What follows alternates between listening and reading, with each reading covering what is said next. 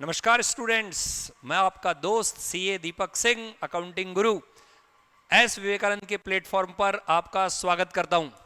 जैसा कि स्टूडेंट्स आप सब लोगों को मालूम है कि स्कूल लेक्चरर की वैकेंसी का नोटिफिकेशन आ चुका है और कॉमर्स के बच्चे काफ़ी दिनों से इसका इंतज़ार कर रहे थे, हम लोगों को कॉल करके पूछ रहे थे।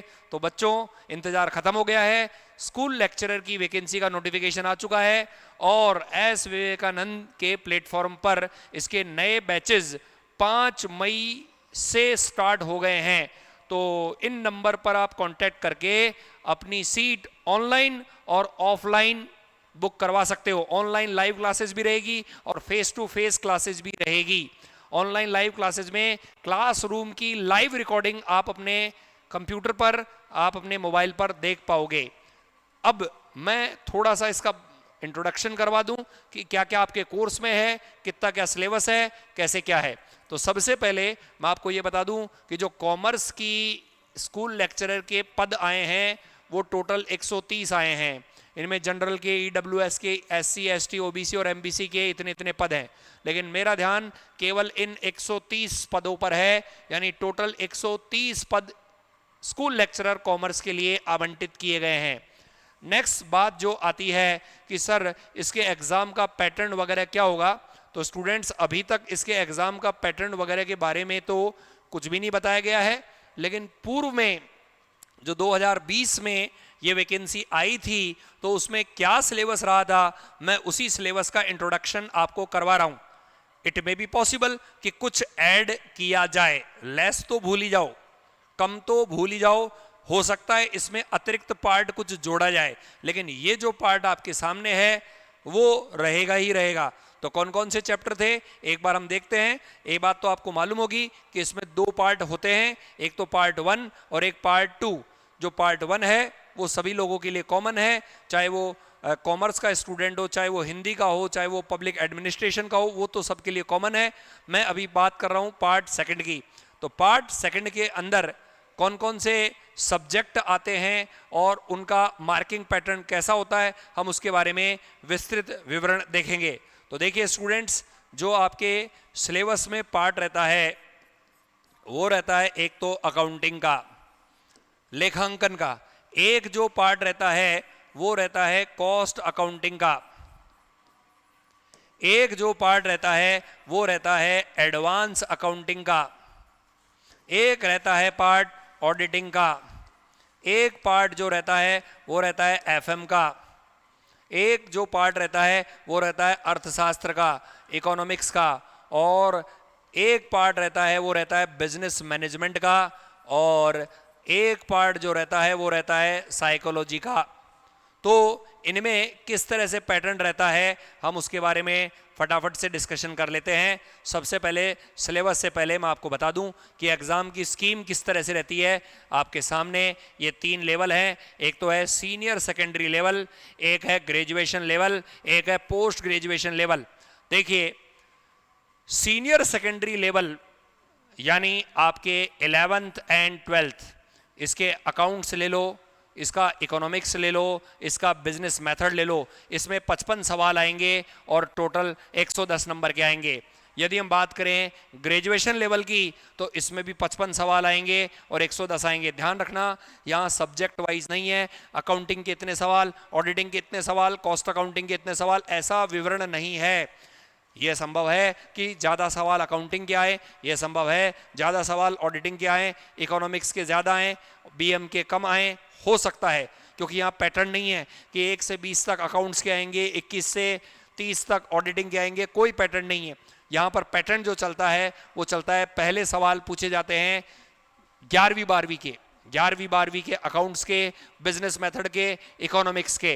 देन पैटर्न शुरू होता है किसका, ग्रेजुएशन लेवल का। फिर ग्रेजुएशन लेवल में कॉस्ट अकाउंटिंग के सवाल, ऑडिटिंग के सवाल, इकोनॉमिक्स के सवाल, बिजनेस मेथड के सवाल, जो कि ग्रेजुएशन लेवल के।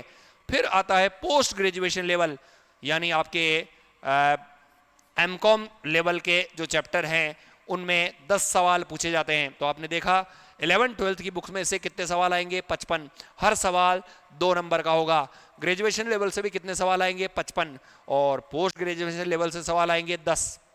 बच्चों ये बात आप सब लोगों को मालूम है, यदि मालूम नहीं है तो मैं बता दूं कि इसमें स्पेसिफाइड पैटर्न नहीं है कि अकाउंट्स के इतने, कॉस्ट अकाउंटिंग के इतने, इकोनॉमिक्स के इतने, कोई स्पेसिफाइड पैटर्न नहीं है। हाँ, पैटर्न केवल और केवल इसका है कि साइको के सवाल 30 आएंगे, साइकोलॉजी के सवाल 30 आएंगे जो कि 60 नंबर के रहेंगे साइको के सवाल।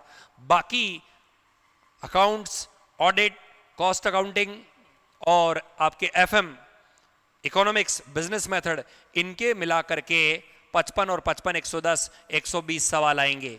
ये बात पक्की है। 11वीं 12वीं में 55, ग्रेजुएशन में 55 और पोस्ट ग्रेजुएशन में 10 सवाल आएंगे। मैं आप लोगों को जो पार्ट करवाऊंगा उसका नाम है अकाउंटिंग करवाऊंगा। मैं आपको ऑडिटिंग करवाऊंगा, मैं आपको कॉस्ट अकाउंटिंग करवाऊंगा और एफएम वाला पार्ट करवाऊंगा। यानी जो छोटे छोटे चैप्टर्स हैं एफएम के और ऑडिटिंग के वो हम करवाएंगे। तो सिलेबस देखता हूं मैं मेरे से रिलेटेड पार्ट का। तो देखिए सिलेबस जो 2020 के एग्जाम के ऊपर आधारित था वो कुछ इस तरह से है। सबसे पहले हम सिलेबस लेते हैं ग्रेजुएशन लेवल से भी पहले हम लेते हैं सीनियर सेकेंडरी लेवल, यानी 11वीं और 12वीं की पुस्तकों में से। तो स्टूडेंट्स क्या नाम लिखा हुआ है? Book keeping and double entry system, subsidiary books, final accounts, trial balance, depreciation, bill of exchange, partnership, साझेदारी, कंपनी अकाउंट्स और कंप्यूटर इन अकाउंटिंग। ये जो पार्ट है ये प्योरली अकाउंटिंग का है, यानी 11वीं और 12वीं में केवल अकाउंटिंग आती है, कॉस्ट अकाउंटिंग, ऑडिटिंग और एफएम नहीं आती है। तो यहां तक का पार्ट किसका है? अकाउंटिंग का पार्ट है, जो कि सीनियर सेकेंडरी लेवल तक का पार्ट है। अब हम आगे आते हैं।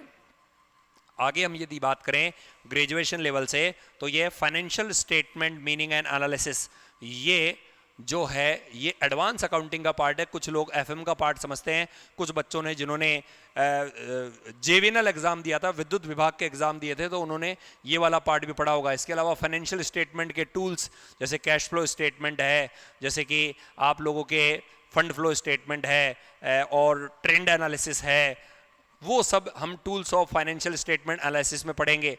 कैश फ्लो स्टेटमेंट, तो ये सारे के सारे पार्ट कुछ लोग एडवांस अकाउंटिंग का मानते हैं, कुछ लोग एफएम का मानते हैं। देन यहां से स्टार्ट होती है कॉस्टिंग। कॉस्टिंग में आपके मटेरियल है, लेबर है एंड ओवरहेड है, और बेसिक कॉस्टिंग भी आपकी आती है। तो मटेरियल, लेबर, ओवरहेड ये 2020 के सिलेबस में था। आशा करता हूं सिलेबस यही रहेगा, but it can be possible, ये संभव है कि कुछ चैप्टर ऐड कर दिए जाएं, क्योंकि काफ़ी सालों से इसमें कोई चेंजेस नहीं आया है। तो हम केवल अनुमान ही लगा सकते हैं कि ये तो बेयर मिनिमम रहेगा ही रहेगा, और कुछ चीज़ें अतिरिक्त रूप से ऐड हो सकती है। देन हम बात करें ऑडिटिंग की, तो ऑडिटिंग में केवल और केवल मीनिंग है और ऑब्जेक्टिव है, और इसके अलावा ऑडिट ऑफ कंपनी है। छोटा सा सिलेबस है, इतना भी सिलेबस नहीं है जितना जूनियर अकाउंटेंट में है। जूनियर अकाउंटेंट में टोटल 8 चैप्टर दे रखे हैं, यहाँ केवल 2 चैप्टर हैं। एक तो ऑडिट का परिचय, ऑडिट का इतिहास, ऑडिट के प्रकार और कंपनी ऑडिट। तो कंपनी ऑडिट में अपॉइंटमेंट है, राइट है, ड्यूटीज है, लाइबिलिटीज ऑफ ऑडिटर है।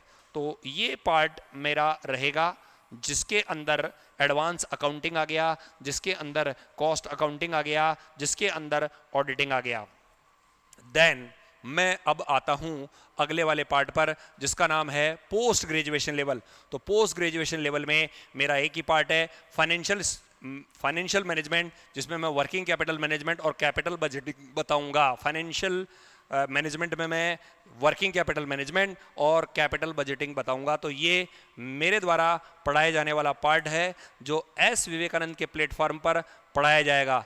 जो क्लासेस हैं वो स्टार्ट कब से होगी इसके बारे में मैं आपको वैसे बता चुका हूं, एक बार वापस से आपको जानकारी दे दूं कि क्लासेस जो हैं वो 5 मई से स्टार्ट हो जाएगी, और आपको इसकी तैयारी आज से ही करनी है, तभी जाके आप सफलता सुनिश्चित कर सकते हो।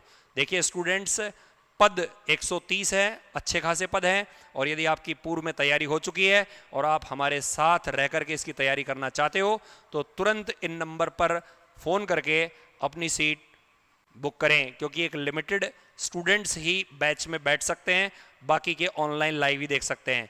धन्यवाद। अगली जानकारी के साथ हम मिलेंगे। अगले वीडियो में हम लोग पास्ट एग्जाम में आए हुए पेपर्स को सॉल्व करवाएंगे। Okay, thank you very much.